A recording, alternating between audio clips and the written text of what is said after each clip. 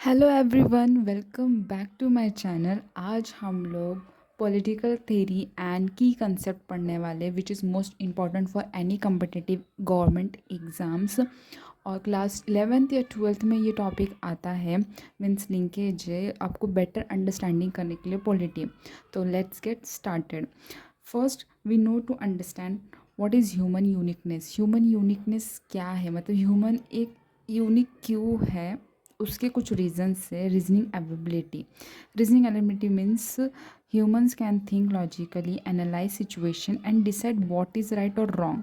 मतलब कि एक ह्यूमन में लॉजिकल थिंक करता है, कुछ डिसीजंस लेने हैं उसको, क्या सही है क्या गलत है, उसे हम रीजनिंग एबिलिटी बोलते हैं। Moral reflection means human can evaluate their own action and feel a sense of duty or responsibilities. Moral reflection का सिंपल सा मीनिंग यही है कि इंसान खुद के डिसीजंस या फिर खुद के जो ओन एक्शंस है उसको फील कर सकता है कि मैंने ये सही किया है कि नहीं किया, ये मेरी ड्यूटी थी, ये रिस्पॉन्सिबिलिटी थी, तो मैंने सही किया है कि नहीं किया है। ये होते हैं मॉरल्स। नेक्स्ट, सी कम्युनिकेशन, मोस्ट इम्पॉर्टेंट। अगर ह्यूमंस में ये सबसे खास यूनिक है कि हम एक दूसरे से कम्युनिकेट कर सकते हैं in any languages. Human express idea, share knowledge and build cooperation through language. अगर हमने कभी बात ही नहीं की तो कैसे कॉपरेशन बना रहेगा एक सोसाइटी में। इसलिए कम्युनिकेशन मोस्ट इम्पॉर्टेंट है। ये because of this way form society, government and law.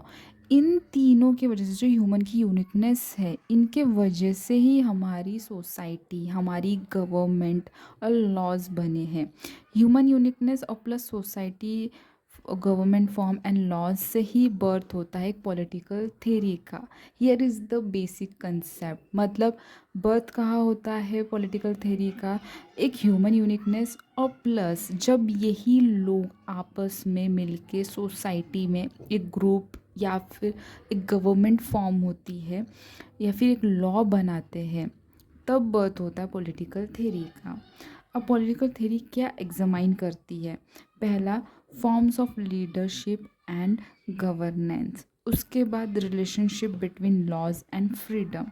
Third, duties, responsibilities of government, role of citizens in political life. ये पॉलिटिकल थ्योरीज एग्जामाइंस करती हैं। अब सबसे पहले आता है, हम बहुत बार बोलते हैं पॉलिटिक्स क्या है, पॉलिटी क्या है। तो पॉलिटी का पहले मीनिंग समझते हैं। पॉलिटी का मतलब हो, ये ग्रीक वर्ड एशियंट में लिया गया है, पॉलिटिया। पॉलिटिया मीन सिंपल है, एक structure organise of a state और अ सिटी स्टेट। पॉलिटिया का मतलब है सिटी स्टेट था। आप ऐसे समझ सकते हो जैसे कि इन हिस्ट्री, जैसे कि Indus valley civilisation, Harappan civilisation भी बोला जाता है उसको। तो उस टाइम पे सिटाडेल और लोअर सिटी हुआ करता था। मतलब कि पूरा जो भी डिसीजंस होंगे वो सिटाडेल के और लोअर जो सिटीज़ थे उनके इसमें, मतलब सिटी स्टेट करके होता है। आज के टाइम पे हम कैसे नेशंस, कंट्री बोलते हैं, ठीक है, उस टाइम पे वैसे हम सिटी स्टेट बोला करते थे। मतलब एक structure and organise of a state और अ सिटी स्टेट। अब चलते हैं हम लोग पॉलिटिक्स में। पॉलिटिक्स में हम लोग सबसे पहले बात करेंगे कि क्या क्या इसके फीचर्स है या फिर पॉलिटिक्स होता क्या है। It is an intrinsic and whittle part of society. Intrinsic means internal, और हाँ इंटरनल, और whittle means the most important. ये हर एक सोसाइटी, एक स्टेट या फिर एक नेशन के सबसे मोस्ट और इंटीरियर पार्ट होता है किसी भी सोसाइटी का। Exist wherever people live together and make choices.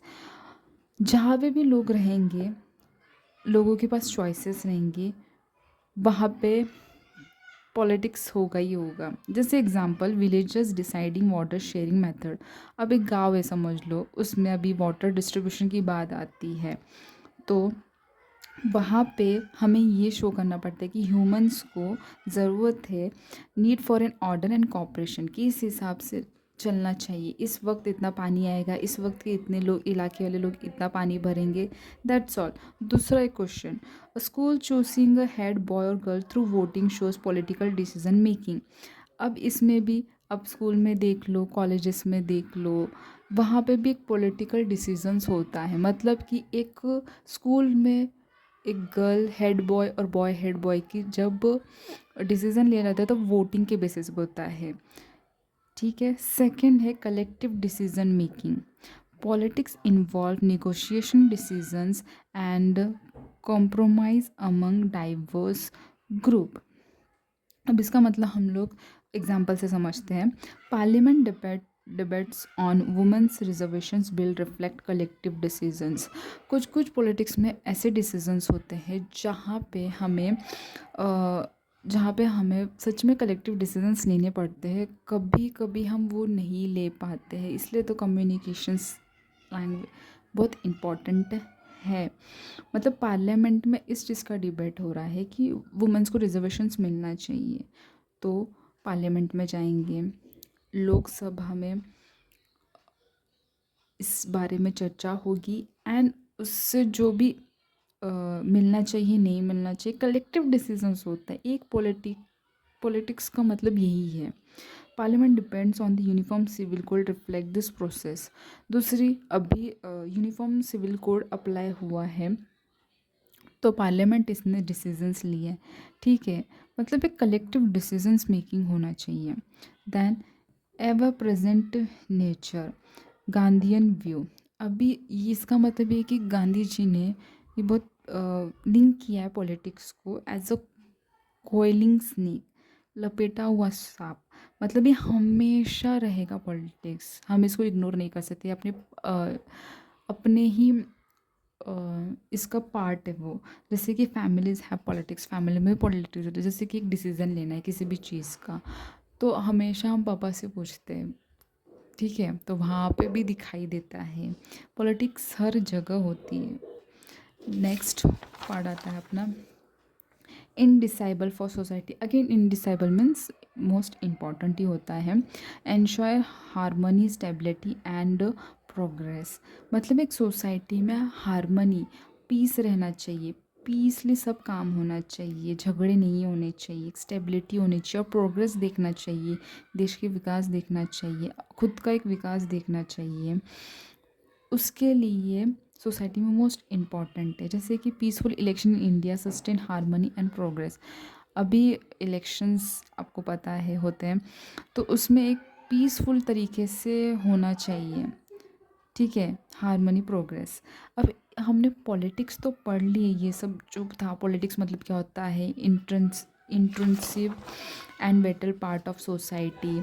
उसके बाद कलेक्टिव डिसीजन मेकिंग, उसके बाद एवर प्रेजेंट, मतलब गांधीयन की व्यूज़ इसमें आ गए, and the indispensable for the society. But politics हम विदाउट गवर्नमेंट की नहीं पढ़ सकते, तो उसके लिए हमें कंसेप्ट पढ़ना पड़ता है गवर्नमेंट का। गवर्नमेंट आप लोग ऐसे समझिए जैसे कि है ना, एक ह्यूमन का ग्रुप है, उस ह्यूमन के ग्रुप डिसीजंस कर रहे हैं, तो वो ग्रुप ऑफ जो पीपल है, वो लोग अगर खड़े होते हैं इलेक्शंस में, दैट ग्रुप ऑफ पीपल अगर कलेक्शंस में होते हैं, तो वो लोग एक फॉर्म ऑफ क्या बोलते हैं, गवर्नमेंट बना रहे हैं। और वो जीत के आएंगे तो फिर आगे की प्रोसीजर होगी, वो लोग सोसाइटिकल में, ऑर्गेनाइजेशन फंक्शनिंग में काम करेंगे अलग अलग। इससे इससे क्या होगा, पीपल्स की लाइफ में भी अफेक्ट होगा। ऑब्वियसली गवर्नमेंट फॉर्म होती है तो पीपल्स की लाइफ में अफेक्ट होता है। जैसे कि फॉर एग्जांपल अभी टैक्स के जो स्लैब्स थे, कि अगर मोर देन जिसकी 12 लाख पर इनकम है, they do not have to give any tax, they zero tax. तो we were like oh my god, thank god, should अभी ठीक है करके। बट अगर सडनली पेट्रोल के प्राइसेस इंक्रीज़ हो गए, डीजल के प्राइसेस इंक्रीज़ हो गए, तो हमें कैसा लगता है, बुरा लगता है, क्या इतना महंगाई बढ़ गई है। हम उस टाइप के सोचने वाले इंसान, मतलब कि सोचते ही है ना कि इफ़ेक्ट होता है। गवर्नमेंट कोई डिसीजंस लेती है तो पीपल्स की लाइफ में अफेक्ट करता ही करता है। अभी इसमें इसके सबसे मेन जो लास्ट पॉइंट है, ये इन्फ्लुएंस कैसे करता है सोसाइटी को, थ्रू पॉलिसीज़, राइट। गवर्नमेंट कोई पॉलिसीज़ लेके आती है, जैसे कि फार्मर्स के लिए लेके आती है कोई पॉलिसीज़ या स्कीम्स लेके आती है, बेनिफिट्स देती है, डायरेक्ट ट्रांसफर उनके इसमें जाता है, बेनिफिट ट्रांसफ़र जाता है उनके इसमें। उसके बाद कोई डिसीजंस मेकिंग होगा, जो खुद वो डिसीजंस लेना चाहते हैं, गवर्नमेंट जो खुद लेनी चाहती है कि ये डिसीजंस हमें लेना है, वो decisions means and the regulations कि सोसाइटी में रूल्स एंड रेगुलेशंस होने चाहिए।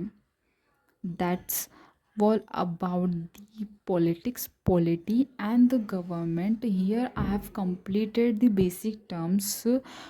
I know I'm not and teacher, but I'm trying to explain the things the way I can, and whatever I understood I deliver here.